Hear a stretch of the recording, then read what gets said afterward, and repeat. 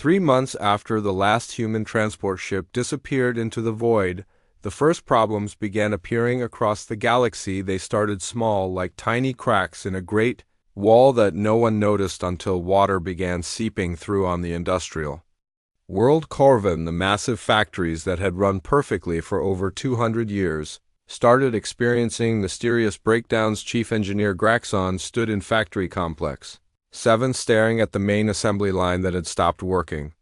For the third time this week, the Corvin people looked like giant lizards covered in metallic scales that changed color based on their emotions.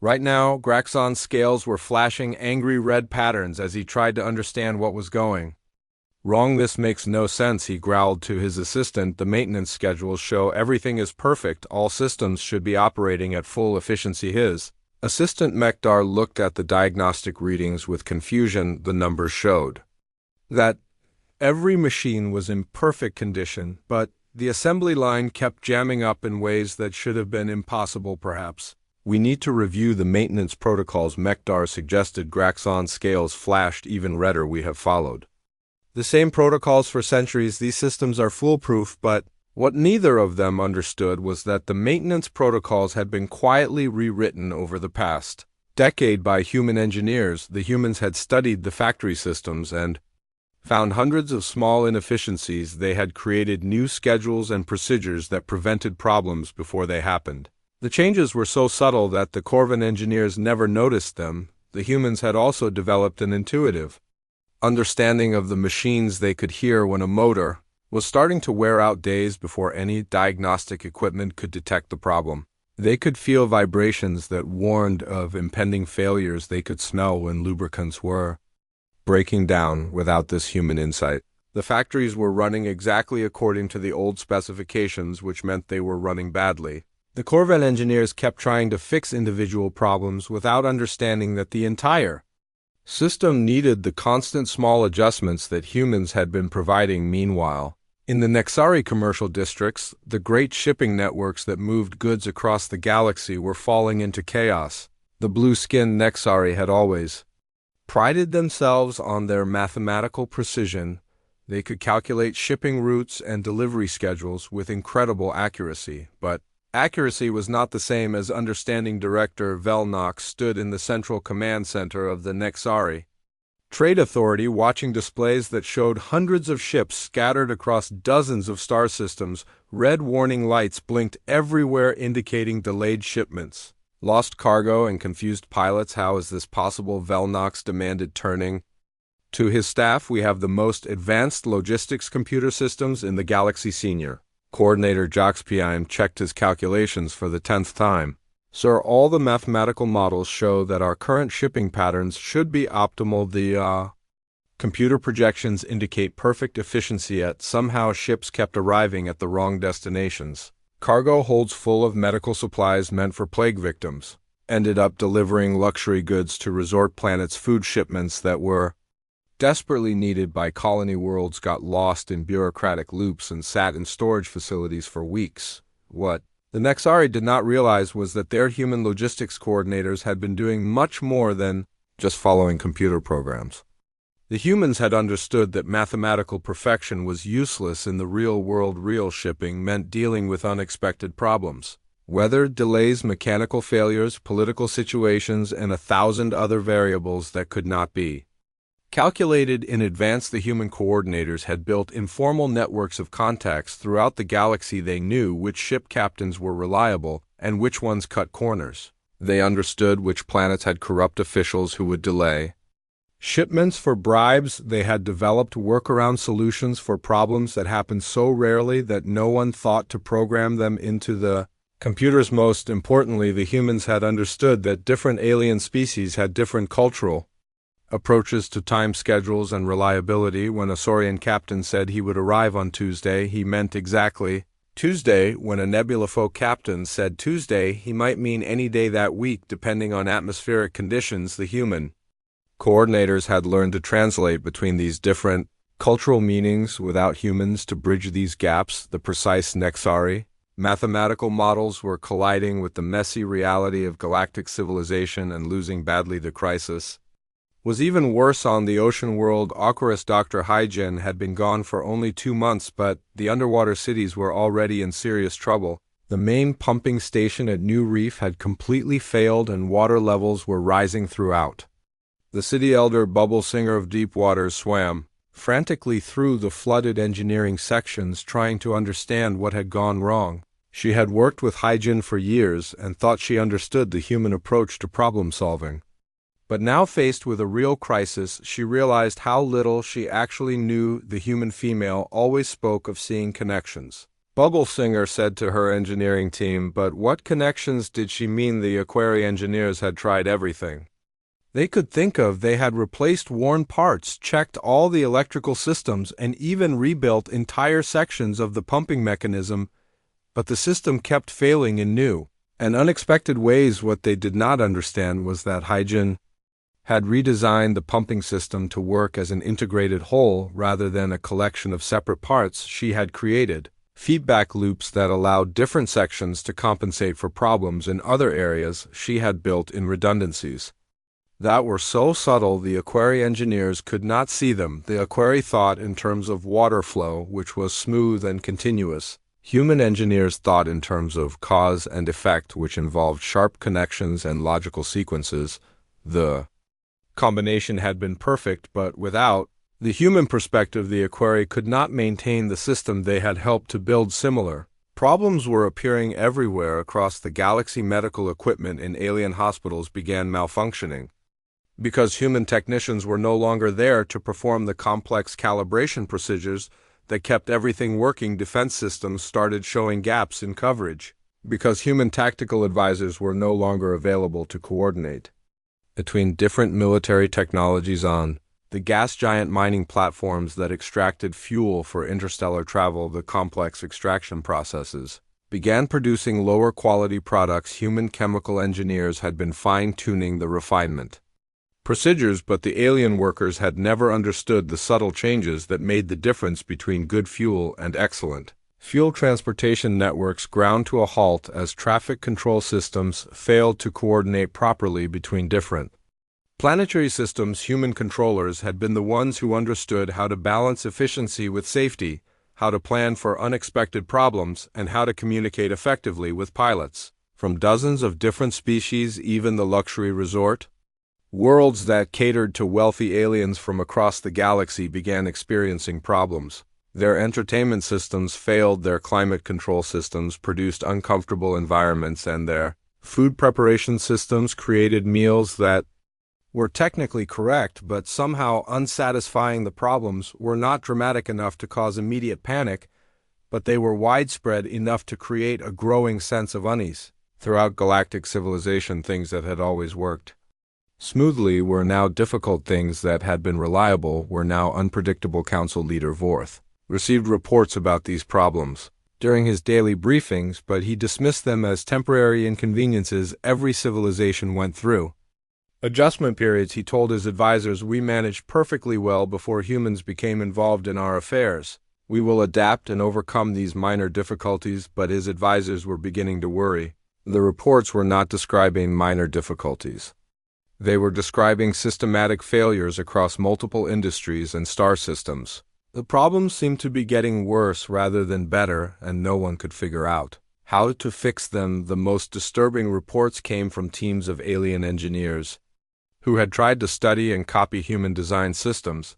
They found that human technology looked simple on the surface, but contained layers of complexity that were almost impossible to understand. Human machines seemed to work by principles that other species could not grasp. Dr. Vex 9, the cybernetic representative from the machine collective, made a particularly unsettling discovery while analyzing failed systems. The humans did not simply build machines, he reported to an emergency technical committee. They built machines that could think and adapt in ways we do not understand. Their technology appears to be based on intuitive principles rather than pure logic. This was a terrifying concept for species that prided themselves on mathematical precision and logical thinking. The idea that the primitive humans had developed technology that was actually more advanced than their own was almost impossible to accept. But the evidence was mounting every day. Systems that had worked perfectly when humans were involved, were now failing in ways that should have been impossible. Equipment that had seemed simple was revealing hidden complexities that alien. General Kravex stood on the bridge of his flagship, the Bloodthorn, watching the stars streak past as his massive fleet moved toward human space. He was a perfect example of Valkyrie military breeding, tall and powerful with gray skin covered in ritual. Scars that told the story of his victories in battle, his forearms ended in clawed hands that had personally killed enemies in dozens of conflicts. The Valkyrie were a warrior race that had conquered half a dozen species over the past 1,000 years. They believed that strength was the only truth that mattered in the universe. Their culture worshipped battle, and their greatest heroes were the generals who had crushed their enemies. Most Completella Kravex had earned his position by leading the successful campaign against the mineral eaters, a silicon-based species that had foolishly tried to resist Valkyrie expansion. The victory had been swift and brutal, exactly the way Valkyrie preferred their wars. Now he was leading the largest fleet in Valkyrie history toward what should be the easiest conquest of his career. The humans had shown themselves to be weak and cowardly, always preferring to talk rather than fight. Their colonies had been destroyed without offering any real resistance. Their military forces were scattered across the galaxy in small defensive units that posed no threat to a concentrated Valkyrie assault. The plan was simple and direct. The Valkyrie way of war had never changed in 1,000 years. Overwhelming force, applied with maximum brutality until the enemy surrendered or died. They would smash through whatever pathetic defenses humanity could manage, then proceed to Earth itself, where they would demand complete submission. Kravex's fleet consisted of 300 warships, including 40 of the massive Devastator-class battleships that had never been defeated in battle. Each ship carried thousands of Valkyrie warriors armed with weapons that could tear through any known armor. The fleet had enough firepower to sterilize entire planets if necessary. War leader Thexus Kravex, second in command, reported the latest intelligence. Human activity has been detected at the edge of their territory, but our scouts report no significant military buildup. It appears they are not even trying to defend themselves. Kravex allowed himself a rare smile. Excellent. They know they cannot win, so they will not waste our time with pointless resistance. We will crush them quickly and move on to claiming their worlds. The Valkyrie had studied human military capabilities extensively. Human ships were fast and maneuverable, but they were lightly armed and could not stand up to Valkyrie firepower in a direct battle. Human soldiers were individually skilled, but they lacked the killer instinct that made Valkyrie warriors superior in combat. Most importantly, humans had never shown the willingness to fight to the death that marked a truly dangerous species. They always tried to negotiate or retreat when faced with overwhelming odds. This made them easy prey for a race that understood only total victory or total defeat. As the fleet approached the boundary of human space, Kravex felt the familiar excitement of impending battle. His scarred hands tightened on the weapons at his side. Soon he would add new scars to his collection and new victories to his record. The first sign that something was wrong came when the fleet reached the outer edge of human-controlled systems. Long-range sensors detected objects floating in the void that appeared to be ordinary asteroids. Nothing unusual about that space was full of rocks and debris that posed no threat to military vessels, but when the Valkyrie ships moved closer, the asteroids suddenly came alive. What had seemed like natural space debris was actually a network of camouflage defense platforms built with technology that could hide from any known detection system. The platforms were small and appeared harmless, but when they activated, they revealed weapons that no Valkyrie had ever seen before. Beams of energy that could cut through Valkyrie armor like paper struck the lead ships without warning.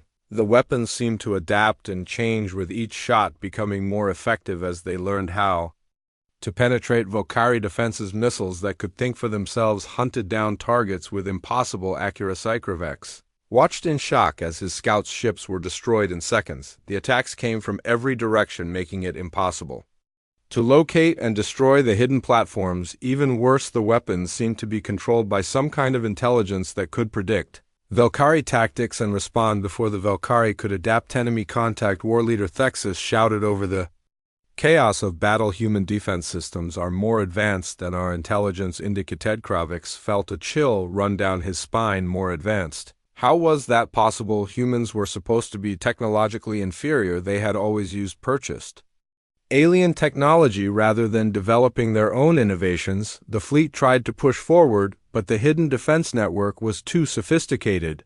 Every time Valkyrie ships found and destroyed one platform, three more would appear in unexpected locations. The weapons fire was coordinated with mathematical precision, creating killing fields that trapped Valkyrie vessels in crossfire patterns. Worse still, the human weapons seemed to learn from each encounter. When Valkyrie ships tried defensive maneuvers that had worked in previous battles, the human systems adapted and found new ways to attack. Ships that survived the first wave of attacks were destroyed even faster in the second wave. Kravix realized with growing horror that humanity had been hiding their true capabilities for decades. The humans who had seemed so weak and peaceful had actually been preparing for war the entire time.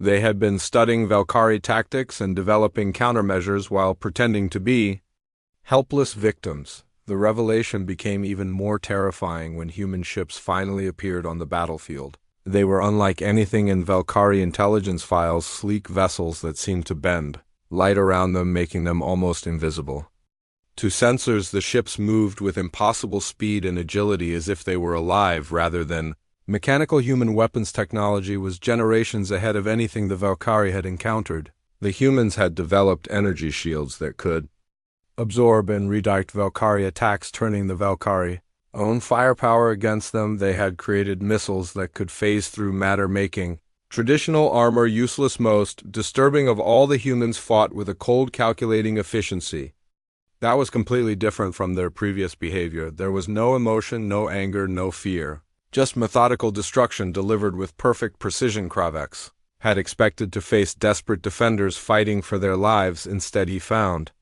himself battling a military force that had been designed specifically to destroy Valkyrie fleets. The humans had studied every aspect of Valkyrie warfare and created weapons and tactics that turned Valkyrie strengths into weaknesses. The Valkyrie advantage in raw firepower meant nothing when human ships could become invisible and strike from any direction. Valkyrie numerical superiority was useless. When human weapons could destroy multiple targets with each shot, Valkyrie warrior courage was meaningless. When human attacks came from distances where personal combat was impossible, General Kravix, a warrior who had never retreated from any battle, found himself giving the order he had never thought he would speak: all ships retreat to minimum safe distance. We need to reassess the situation. But retreat was not as simple as advance had been. The human defense network had been designed to trap attacking fleets. Once Valkyrie ships entered human space, they found themselves caught in a maze of hidden weapons, platforms that could strike from any direction. Ships that tried to flee found their escape routes blocked by weapons that seemed to appear from nowhere. Valkyrie vessels that had survived the initial attack were picked off one by one as they tried to withdraw. The humans had turned the entire outer edge of their territory into a killing ground. Kravix watched his fleet being systematically destroyed and felt something he had never experienced before in his long military career. He felt fear, not for his own life, but for his understanding of the universe itself. The Valkyrie worldview was based on the belief that strength and aggression were the ultimate virtues, that the strong had the right to take whatever they wanted from the weak, that military might was the only thing that mattered in the cosmos. But the humans had shown him something that challenged everything he believed. They had proven that intelligence and preparation could defeat raw power, that patience and planning could triumph over aggression and brutality, that the species he had dismissed as weak and cowardly were actually the most dangerous enemies the Valkyrie had ever faced. Of the 300 ships that had entered human space, only 47 managed to escape back to Valkyrie territory. Most were damaged, and all carried the same terrifying message: humanity was not the helpless prey they had appeared to be. They were predators who had been hiding their true nature until the moment was right to strike. Kravix sat in his command chair, staring at the tactical displays that showed the destruction of his fleet. His scarred hands shook as he tried to process what had happened. The greatest military disaster in Valkyrie history had been inflicted. by a species that was supposed to be weak and defenseless. The humans had not just defeated the Valkyrie fleet. They had done it while barely revealing their true capabilities. The weapons and ships that had destroyed his forces were clearly just a small sample of what humanity could deploy if they chose to. For the first time in his life, General Kravix understood what it meant to be afraid not of death, but of an enemy that was. Captain Yoon Min-ho was checking the cargo manifest on his transport ship when the message arrived. It came through the most secure channel that Earth Command used for only the most dangerous situations. The message was simple, but it made his blood run cold. Protocol 7, return home immediately. Tell no one. Confirm receipt, then destroy this message. Min-ho had been a space trader for 12 years, moving goods between human colonies and alien worlds. He had never seen a Protocol 7 order before, but every human in space knew what it meant. Something terrible had happened, and every human needed to come home right now. He looked around the massive Centauri trading station where his ship was docked. The station was bigger than most cities on Earth, a giant wheel spinning slowly in space to create artificial gravity. Thousands of ships from hundreds of different species came here to trade everything from exotic foods to advanced technology. Changed hands in the endless maze of corridors. And Market Halsman Ho had friends here, alien friends who had helped him learn the complex rules of galactic trade. The four-armed Zentari merchant cliques who had taught him how to spot fake documentation, the crystal being called Harmony, who sang the most beautiful songs while they worked together loading ships. The mechanical robot designated Trader 99, who had saved his life when pirates attacked his convoy. Now he had to leave them all behind without explanation. Min-ho sent the confirmation code, then watched the message delete itself from his ship's computer. He began the process of canceling all his pending trades and preparing for immediate departure. His hands shook as he worked across the galaxy. The same scene was playing out thousands of times. Human workers, scientists, traders, diplomats, soldiers, and engineers all received the same message. All of them began preparing to leave their posts immediately. Most had been living and working alongside aliens for years. Some had alien friends, or even alien romantic partners. All of them had to abandon everything without saying goodbye. Cho Hai-jin had been working on the ocean world Aquarius for 5 years. Her laboratory was built deep underwater where the pressure would crush any unprotected human. The fish, like a quarry, had welcomed her because human minds seemed to understand their complex water filtration systems better than most species. Shai-jin had spent years learning a quarry culture. She could speak their bubble language fluently. She had even participated in their sacred spawning ceremonies as an honored guest. The Aquari scientists she worked with had become like family to her. When the Protocol 7 message arrived, she was in the middle of solving a critical problem with the city of New Reef. The main pumping station was failing, and millions of Aquari would die if the underwater city flooded. Hai-jin was only days away from finding the solution, but orders were orders. She began packing her personal belongings while her Aquari colleagues watched in confusion. Dr. Hai-jin, why do you prepare to leave? Asked her closest friend, Bubble Singer of Deep Waters. The old Aquari female had taught Hai-jin everything about their technology. They had worked together every day for 5 years. I have received urgent summons from my homeworld, Hai-jin replied, trying to keep her voice steady. I must return immediately, but the pumping crisis, Bubble Singer said, her gills fluttering with worry. Without your help we may not solve it in time. I am sorry, my friend Hai-jin said. I have trained your engineers well. They will find the answer. She knew this was probably a lie. The Aquari were brilliant at many things, but their minds did not work the same way as human minds. They thought in flowing patterns like water currents, while humans thought in straight lines and sharp angles.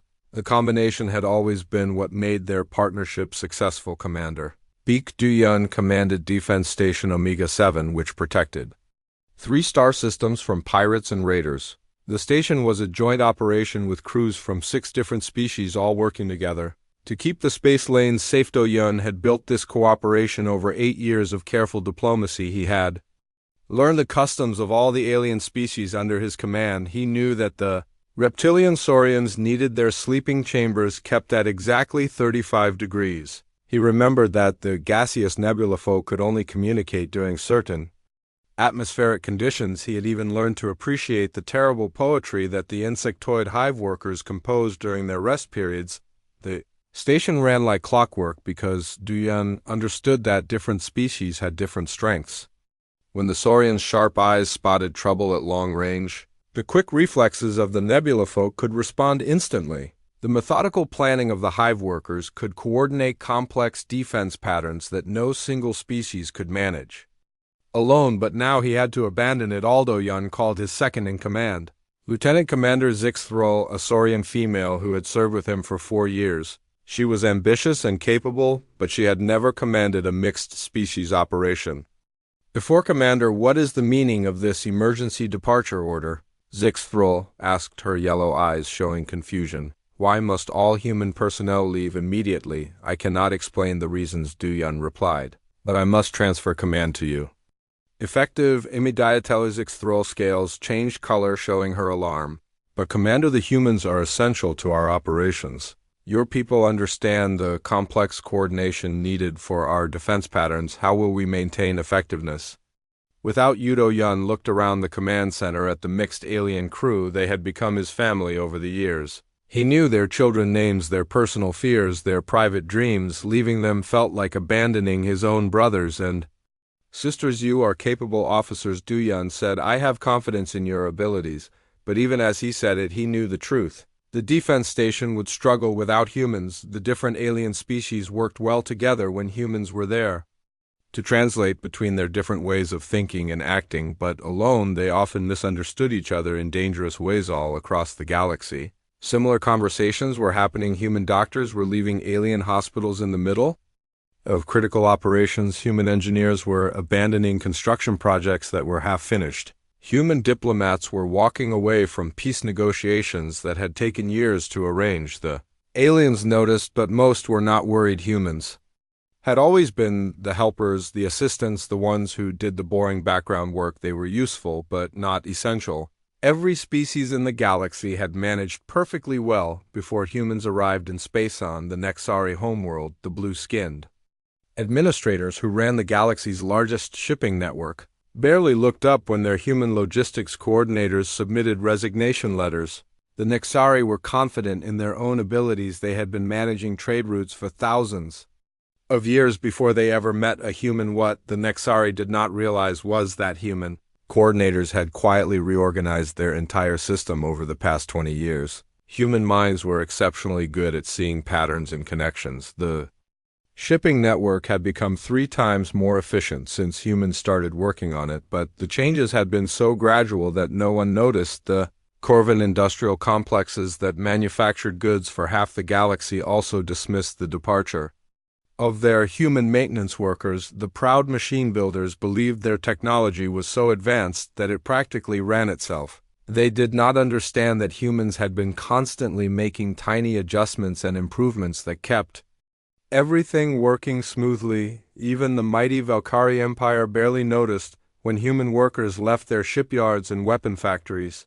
The gray-skinned warriors were too busy celebrating their recent victory over the human colonies to worry about losing some alien laborers back on Earth. President Jung Era held emergency meetings with world leaders in deep underground bunkers. The decision to recall every human from galactic space was the most dangerous gamble in human history. If they were wrong about their importance to galactic civilization, humanity would be completely isolated and defenseless. But if they were right, the galaxy would soon learn exactly how much they had depended on human help. The recall operation took 3 weeks to complete. Ships arrived at Earth every day carrying refugees from across the galaxy. Many came with only the clothes they wore, having left behind years of work and personal belongings. Some cried as they told stories of alien friends they would never see again. Others burned with anger at being forced to abandon their lives. Captain Moonji-woo oversaw the refugee processing centers. She interviewed every returning human, asking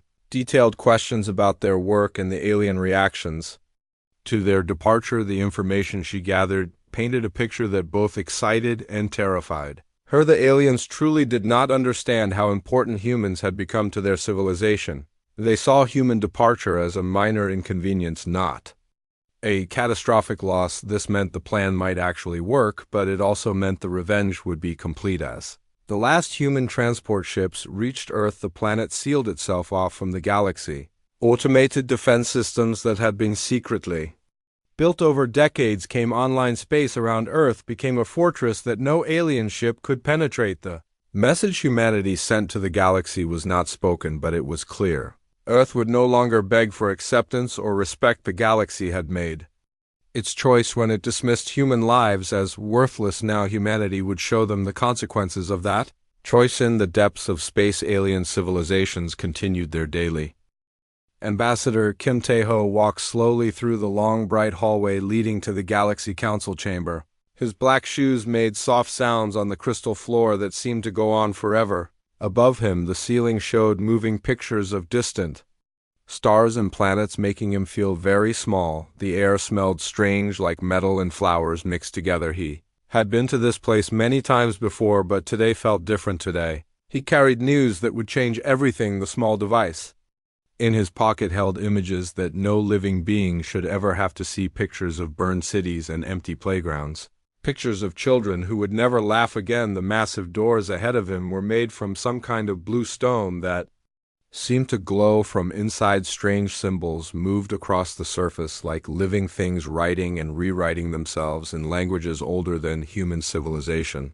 These doors had opened for thousands of species over millions of years, but they had never truly opened for humanity. Idaho stopped and took a deep breath. He could hear the sounds coming from inside the chamber, clicks and buzzes and musical tones that made up the voices of beings from across the galaxy. Some sounded angry, others bored. A few seemed to be laughing at something behind him. Came the sound of more footsteps. Dr. Park Soo-jin caught up first. Her usually neat hair was messy and her eyes were red from crying. She had worked for 15 years to build friendship between Earth and the alien worlds. Now she looked like someone who had lost everything she believed. And General Lee Han-sol followed next. His military uniform was perfect as always, but his face showed the weight of terrible knowledge. He had been the one to receive the first reports from the attacked colonies. He had seen the numbers that told the story of how many humans had died while the galaxy watched and did nothing. Captain Moon Ji-woo came last. She moved like someone in a dream. Her brother Jin-woo had been commanding the defense of New Seoul Colony when the Valkyrie ships appeared. He had sent one final message before the communication ended forever. The message was just 3 words: I love youth. 4 humans stood together outside the great doors. They had come here so many times asking for help, asking for protection, asking just to be heard. Each time they were told to wait, to be patient, to prove themselves worthy. Each time they left with empty hands and heavy hearts. Today would be different. The doors opened without sound, revealing the vast council chamber. Inside, the room was bigger than any building on Earth, shaped like a giant bowl with seats rising up in circles toward a domed ceiling covered in moving stars. In the center sat a raised platform where speakers could address the assembled representatives of galactic civilization. Hundreds of beings filled the seats. Some looked almost human, but with strange colored skin or extra arms. Others were so alien that human minds could barely understand what they were seeing. There were creatures made of living crystal that sang instead of speaking. Giant insect beings with too many eyes and legs, floating jellyfish creatures that glowed with soft light. Robots that had once been biological but had replaced their bodies with metal and circuits. The noise in the chamber was incredible. Every species had its own way of communicating, and all of them seemed to be talking at once. Tae-ho could hear the clicking of mandibles, the whistle of air through breathing tubes, the electronic beeps of machine translation devices. The smell was even stranger than the hallway, a mixture of 1,000 different worlds and ways of life. As the humans entered the chamber, the noise slowly died down. Hundreds of eyes and sensors and other sensing organs turned toward them. Some showed curiosity, others annoyance. Many showed nothing at all, as if humans were not worth any emotion. Council leader Vorth sat in the highest seat. His species called themselves the Eternal Guides, and they had led the Galaxy Council for over 50,000 years. His body looked like a giant octopus made of purple flesh covered in golden markings that showed his rank and age. 8 thick tentacles hung down from his seat, each one as thick as a human arm and covered in sensitive tips that could taste emotions in the air. Vorth spoke without moving, what humans would call a mouth. Instead, the golden markings on his skin pulsed with light, and a translation device turned the light patterns into words that filled the Chamber, welcome humans of Earth. You have requested emergency session time to address this council. What matter do you bring before the assembled representatives? Of galactic civilization, Teho walked to the center platform, feeling every gaze upon him. The walk seemed to take forever. His heart was beating so fast he thought everyone could hear it. When he reached the speaking position, he looked up at the hundreds of beings surrounding him. Some were taking notes, others seemed to be having private conversations, a few appeared to be sleeping. He activated his own translation device and began to speak. Honored members of the Galaxy Council, 3 days ago, the Valkyrie Empire launched unprovoked attacks against human colonies in the Kepler system. The attacks were sudden and brutal, targeting civilian populations, including schools, hospitals, and refugee centers. A low murmur went through the chamber. Some beings leaned forward with interest, others made sounds that might have been disapproval, but many seemed bored, as if they had heard such stories many times before. Teho continued, his voice growing stronger. The colonies of New Sol, New Bisan, and New Daegu are gone, completely destroyed. Over 2 million human civilians are dead, including thousands of children. The Valkyrie ships targeted evacuation centers and medical facilities. This was not war, it was massacre. He activated his portable display device and holographic images filled the air above the platform. The images showed the destroyed colonies, burned buildings, empty streets, bodies lying where they had fallen. The images were horrible, but Teho knew the council needed to see the truth. Dr. Park Soo-jin had wanted to edit the images to make them less shocking, but Teho had refused. If the galaxy wanted to see humanity as weak and unimportant, then the galaxy needed to see what happened when the weak and unimportant were murdered. The reaction in the chamber was mixed. Some beings made sounds of distress or anger, but others seemed unmoved, as if watching a boring entertainment program. The Nexari delegate actually made a sound that the translator interpreted as laughter. Teho felt his anger rising, but forced himself to stay calm. Earth requests immediate action against the Valkyrie Empire. We ask for military support to defend our remaining colonies. We ask for economic sanctions against Valkyrie trade. We ask for justice for our dead. The chamber fell silent for a moment, then council leader Vorth spoke again, his golden markings pulsing slowly. The council has heard your request, Ambassador Kim Teho. We will now hear from other members before making any decisions. What followed was the most frustrating hour of Teho life. One by one, alien representatives stood to speak. Most talked about trade agreements or territorial disputes or other matters that had nothing to do with the human crisis. Some actually complained that the emergency session was interrupting more important business. The Valkyrie representative, a tall, gray-skinned warrior covered in ritual scars, spoke last. He claimed that the human colonies had been built on Valkyrie territory without permission. He said the attacks were legal under ancient galactic law. He showed no shame or regret for the millions of deaths. When all the speeches were finished, Council Leader Vorth announced the decision. The Council finds that this matter falls outside our jurisdiction. The Valkyrie Empire has provided legal justification for their actions. The Council cannot interfere in what appears to be a legitimate territorial dispute. Teho could not believe what he was hearing. 2 million dead. Humans dismissed as a territorial dispute. Dr. Park Soo-jin made a sound like a wounded animal. General Lee Hansol's jaw was clenched so tight it looked like it might break. Captain Moon Ji-woo just stared at nothing, her face completely empty. But I cannot accept this, Teho said, fighting to keep his voice steady. Human civilians were murdered. Their only crime was being born human.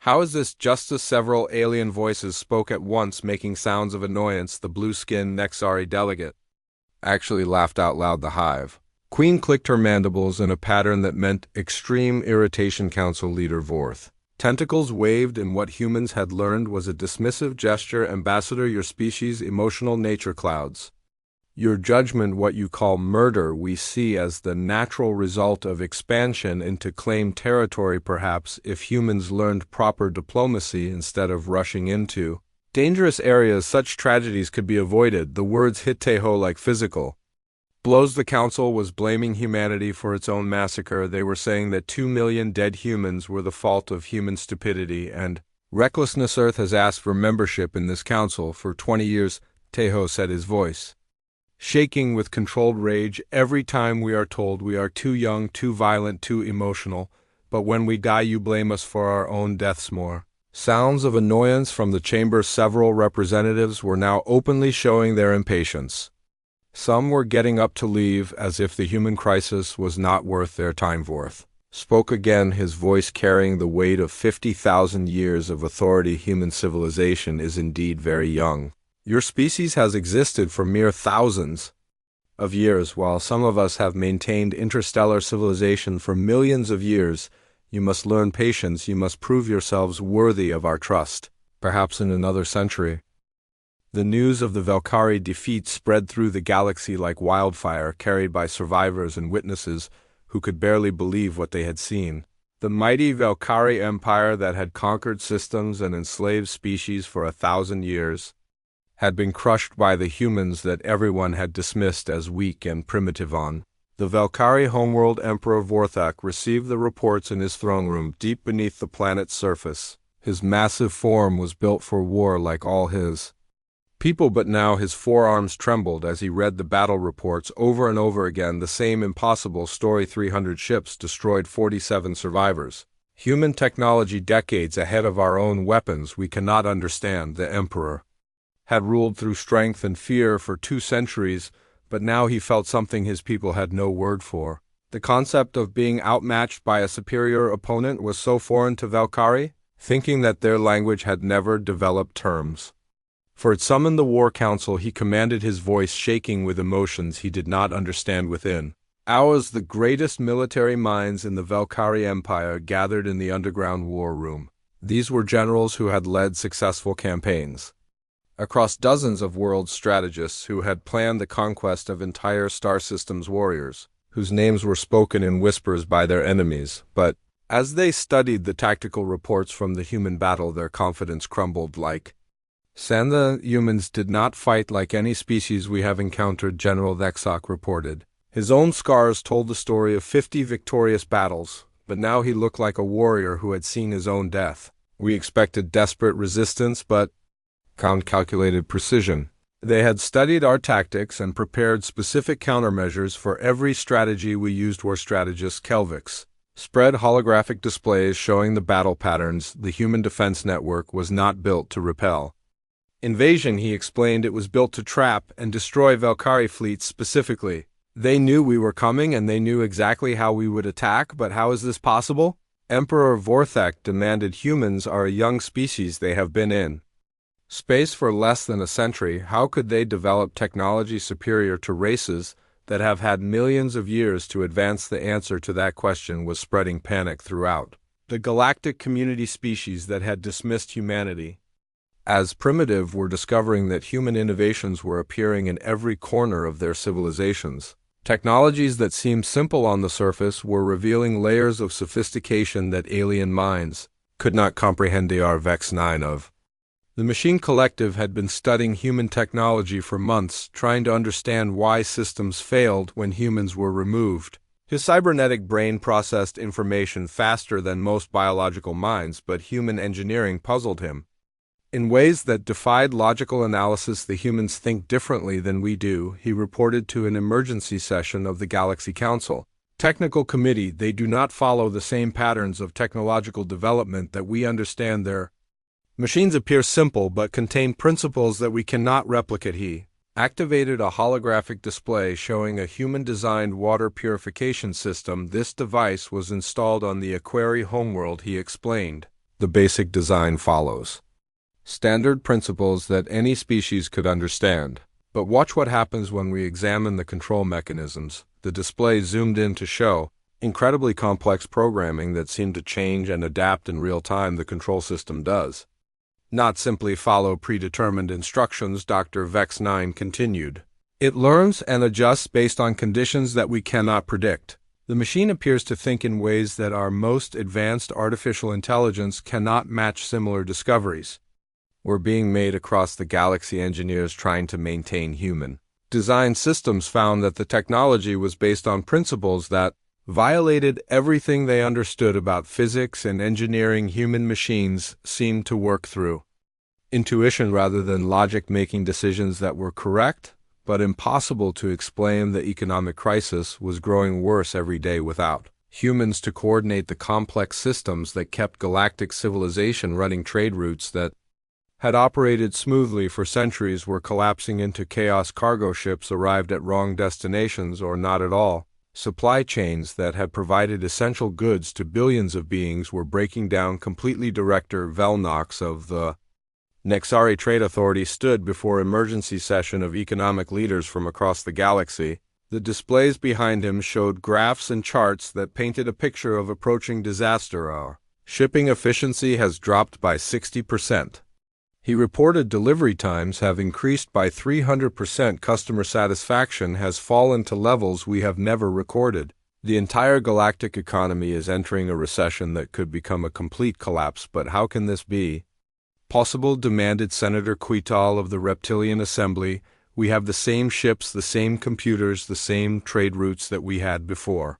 What has changed? What has changed? Director Velnox replied, is that we no longer have humans to make it all work. The mathematical models show that our systems should be operating perfectly. But mathematics cannot account for the thousands of small adjustments and corrections that humans made every day. He showed images of human workers at their stations making decisions that seemed minor but were actually critical to keeping the entire system functional. Humans understood connections and relationships that our analysis could not detect.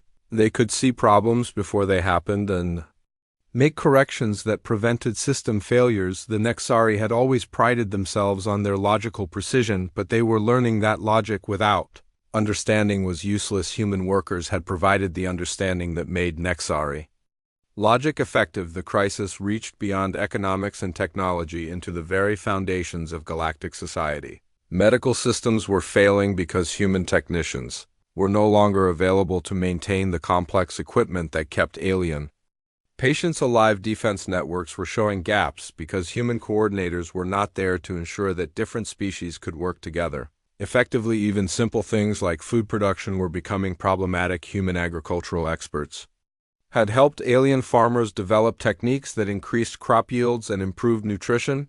Without this knowledge, many worlds were facing the possibility of famines. The Hive Queen, ruler of the insectoid Zephyrin Collective, made a disturbing report to the Galaxy Council. My workers have always been efficient and productive. She buzzed through her translation device, but without human advisors to help coordinate our efforts, our productivity has fallen by 40%. The Queen massive form filled her chamber as she continued. Human minds work in patterns that complement our own. They see solutions that we cannot perceive and make connections that are invisible to our way of thinking. We believed they were simply following our instructions, but now we understand they were actually guiding our efforts. This revelation was perhaps the most shocking of all. The species that had dismissed humans as servants and assistants were discovering that humans had actually been teachers and leaders. The galaxy's greatest civilizations had been unknowingly dependent on the guidance of the species they had considered least important. Council leader Vorth tried to maintain control of the emergency sessions, but panic was spreading throughout. The galactic government representatives from dozens of worlds were demanding immediate action to address the growing crisis. The Aquari delegate Depth Singer of Ancient Currents reported that underwater cities were flooding and millions of his people were in danger. The Corvan representative announced that industrial production had fallen to levels not seen in centuries. The Zentari Merchant Guild warned that interstellar trade might collapse completely within months. We must find a way to contact the humans and negotiate their return, several delegates demanded, but every attempt to communicate with Earth had been met with silence. The human home system was protected by defense networks that made the Valkyrie defeat look like a minor skirmish. Worse still, intelligence reports suggested that humanity was not simply hiding behind their defenses. They were actively preparing for something larger. Human ships had been detected at the edges of explored space conducting mysterious operations that no alien intelligence could understand. The galaxy was beginning to realize that they had not simply lost a useful species. They had made an enemy of the most dangerous and capable race they had ever encountered. The humans who had appeared weak and peaceful had actually been studying and preparing, while their enemies revealed all their secret species that had shared their technology. With humans now understood that they had been giving away their military secrets to beings who were already far ahead of them in technological development. Governments that had allowed humans to work in sensitive positions realized that humanity now knew all their weaknesses and vulnerabilities. The truth was becoming undeniable. The Galaxy Council had not rejected a young and primitive species seeking membership. They had insulted and dismissed the most advanced civilization in known space. The consequences of that mistake were only beginning to unfold. In the depths of space beyond the reach of any alien force, humanity continued their preparations for the next phase of their plan. The galaxy had demanded proof of human worth. Soon they would receive more proof than they could handle. 6 months after humanity's departure, the Galaxy Council faced its worst crisis in 1,000 years. Entire star systems were on the brink of collapse. The carefully maintained balance of galactic civilization was crumbling without the humans, who had quietly held it all together. Desperate delegations were sent to Earth, but they found only silence. Human space was now completely sealed off. Automated defense systems, far more advanced than anything the Council had seen, turned away all ships. Every attempt at communication was ignored. Council leader Vorth, his pride finally broken, stood before the assembled representatives. His tentacles drooped with exhaustion and defeat. "We must face the truth," he said quietly. "We need them far more than they ever needed us." The irony was bitter. For centuries, the Galaxy Council had seen itself as the height of civilization, graciously allowing younger species to serve them. Now they realized that one of those younger species had been quietly keeping their entire civilization from falling apart. On Earth, President Jung-Ura watched the galaxy's struggles through hidden monitoring systems. The human leadership felt no joy in their former allies' suffering, but they also felt no sympathy. The galaxy had made its choice when it laughed at human pain and dismissed human worth. "They wanted us to prove ourselves," she told Ambassador Kim Tae-ho. "Now they can see what we're truly capable of." The message humanity sent to the galaxy was clear without words. Respect must be earned through action, not demanded through politics. The galaxy had learned too late that the quiet humans working behind the scenes were not servants or junior partners. They were the engineers, the innovators, the problem solvers who made everything else possible. And now, for the first time in galactic history, humanity would write its own destiny among the stars, free from those who had never understood their true value.